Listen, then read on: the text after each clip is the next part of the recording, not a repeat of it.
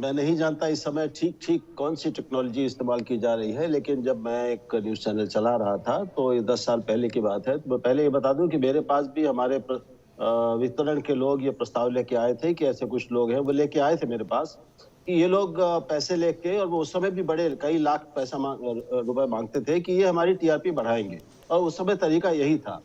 तो मनोज जी को मैं पहले तो एक बधाई देना चाहता हूँ कि वो अकेले ऐसे हैं जिन्होंने ये साहस किया और इस मामले को बिल्कुल औपचारिक रूप से अकेले होने का जोखिम उठाकर भी सामने रखा।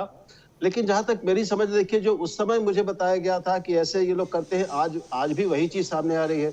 और मैं मानता हूँ कि टैम से बार्क के बीच में जो एक संक्रमण हुआ है, ट्रांज़िशन हुआ है, वो डिजिटल ही है।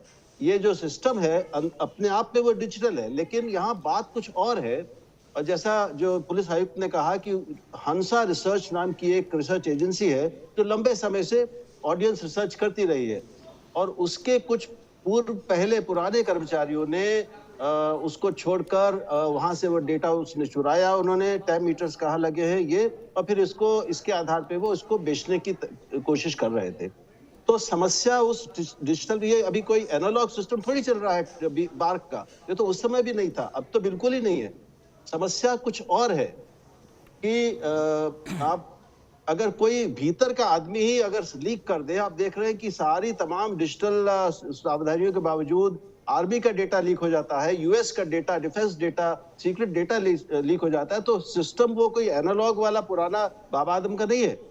तो सिस्टम और उसके बीच मानवीय भ्रष्टाचार की संभावना को हमें अलग-अलग करना चाहिए। ये एक बुनियादी बात। दूसरी बात ये कि जहाँ तक मेरी जानकारी है, बार्क में और उससे पहले भी और जितने भी इस तरह की रेगुलेटरी अथॉरिटीज हैं और एजेंसीज हैं, उनमें सभी स्टेक होल्डर्स होते हैं और विज्ञापन देने वाले विज्ञापन एजेंसियां और विज्ञापन दाता, उनके प्रतिनिधि भी बार्क में होते हैं, जैसे आईआरएस में होते हैं, जैसे दूसरी चीजों में होते हैं। तो ये कोई ऐसा नहीं कि केवल केवल चैनल वालों ने बैठ के आपस में वो तय कर लेते हैं, ऐसा नहीं है। ये सब इतना ऐसा नहीं हो सकता।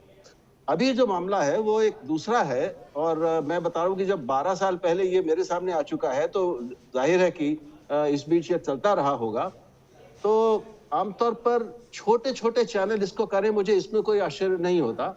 जो आश्चर्य की बात मेरे लिए ये है, वो ये कि इतना बड़ा चैनल, जो मैं समझता हूँ कि अपने आप ही अपनी एक खास तरह की प्रोग्रामिंग, जिससे मैं नफरत तो नहीं हूँ, लेकिन उसको बहुत ही घटिया मानता हूँ, उसके कारण उसको एक वर्ग का उसका समर्थन और दर्शक मिलते हैं उसको, वो ये करेगा। अब अभी मैं सिर्फ ये एक सावधानी अपने सारे मित्रों से बरतने के लिए कहूंगा कि अभी हम ये मानकर ना चलें कि ये जो आरोप लगे हैं ये सही हैं। ठीक है, ये सही तो अब अदालत में ही प्रमाणित होंगे। ठीक है, तो बिल्कुल तब तक जो सावधानी हम बाकी मामलों में बरतते हैं कि ये आरोप लगाया गया है, लेकिन हम सत्य मान के, उसको सच मानकर अभी एकदम सब उपदेश देने लगे और अचानक हम नैतिकता के अवतार बन जाए, ये अभी ठीक नहीं है।